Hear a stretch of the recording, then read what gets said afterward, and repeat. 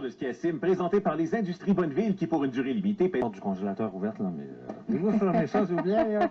Moins 38, moins 39. Hey, on a atteint presque moins 39 tout à l'heure, là, du côté de Tremblant. On aime ça par les météos, hein? Oui, on aime ça par les météos, puis ça, on n'avait pas la météo, hein. Je dis que il y avait beaucoup de silence, hein, au bureau, à la maison, même à la radio. Et pour vous parler de météo ce matin, on a le plaisir de recevoir quelqu'un qui a lancé un site Internet récemment qui traite de la météo, mais de la météo des Laurentides. Ça s'appelle Météo Laurentides, et vous allez cliquer météolaurentide.com. Facilement, vous allez tomber sur le site. Il s'appelle Éric Chatigny. On l'a en bout de ligne. Bonjour, M. Chatigny. Un instant, on va dire. Bonjour, M. Chatigny. Bonjour. Comment allez-vous ce matin? Ça va bien. Avez-vous froid ce matin, là? C'est pas très chaud, effectivement. Vous êtes un passionné de météo, hein? Oui, c'est ça. Vous avez lancé le site Internet de la Météo Laurentide récemment. Ben, en fait, ça date quand même d'environ 3 ans. C'est seulement là, que depuis les quelques dernières années, si on veut, l'achalandage a beaucoup augmenté sur le site. Les gens ne vous connaissaient pas.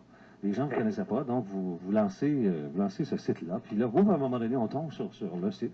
Probablement que les moteurs de recherche ont été améliorés, je ne sais pas. Mais moi, on ne vous connaissait pas. Et la première question qu'on se posait, bien écoutez, c'est intéressant, ça. On a un site qui nous parle, qui résume la météo. Mais là, vous avez, d'abord, il faut dire que vous avez étudié, vous, en météorologie. Oui. Oui, j'ai débuté des études en météorologie que pour des raisons personnelles, finalement, j'ai pas complété. Mais je suis toujours resté avec cette passion-là que je traîne, si on veut, depuis que je suis très jeune. Ça doit demander beaucoup de temps parce que, écoutez, pour mettre le site à jour, il faut vous lever tôt le matin. Bien, effectivement, j'ai toujours été matinal, alors c'est pas vraiment un problème. Bon, comment tout ça fonctionne? Parce qu'il y a des stations météo qui sont installées. Il y en a une du côté de Saint-Sauveur, c'est bien ça? Bien, en fait, les stations de Saint-Sauveur et de Mont-Tremblant sont déjà existantes. OK. Et puis, par contre, leur limite, si vous voulez, c'est qu'elles sont mises à jour aux heures. Mm-hmm.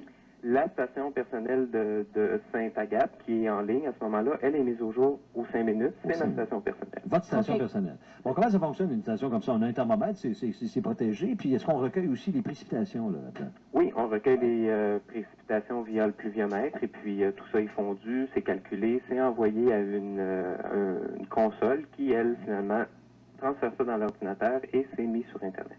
OK. Quand on veut avoir le nombre de centimètres exact qui est tombé à Sainte-Agathe, on va sur météolaurentide.com, puis on a le calcul qui est fait, là. Bon, il y a une particularité, Éric Chatigny, pour les Laurentides, parce que souvent, Environnement Canada, Météo Média, nous donne nous envoie des prévisions. On ne veut pas dire que c'est pas juste, mais la particularité des Laurentides, c'est qu'on retrouve à certains endroits des microclimats, et vous prenez en compte, là, donc, ce fait-là, qu'il y a des endroits où on peut avoir beaucoup plus de neige, beaucoup plus de précipitations l'été.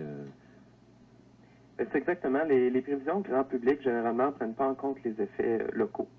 Donc, en se limitant à un secteur, en l'occurrence les Laurentides, il devient possible de prendre plus de temps, puis de tenir compte des microclimats, comme le fait que, Sainte-Agathe est plus élevé par rapport à Saint-Jovite, qui, si on veut, est dans une vallée. Là.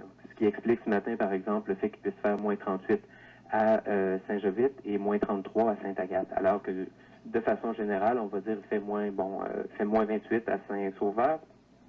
Effectivement, vous avez raison. Moins Tremblant, moins 28 à Saint-Sauveur, puis dans votre coin aussi. C'est plus précis, dans le fond. Donc, pour les gens qui sont dans la région aussi, c'est une bonne chose d'aller faire un tour sur votre site. Moi, ce que je peux vous dire, c'est que ce que j'ai vraiment apprécié, c'est qu'on peut voir aussi, de par des caméras qui sont installées, des images de Mont-Tremblant, des images de Saint-Donat également. Ça aussi, c'est plaisant.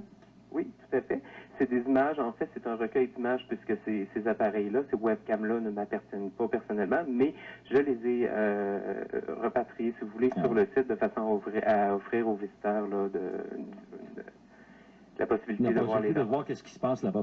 J'imagine aussi, Éric, il doit y avoir, selon le temps, certaines alertes. Est-ce qu'on peut, si le temps est maussade, pas bien beau, est-ce qu'on peut suivre ça aussi, quelques alertes? Bien, tout à fait. J'ai mes bulletins spéciaux. J'ai également ma carte de temps potentiellement dangereux. OK.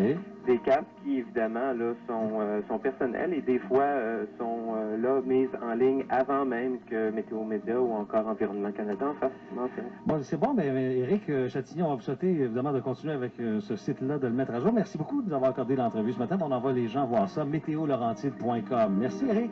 Au revoir.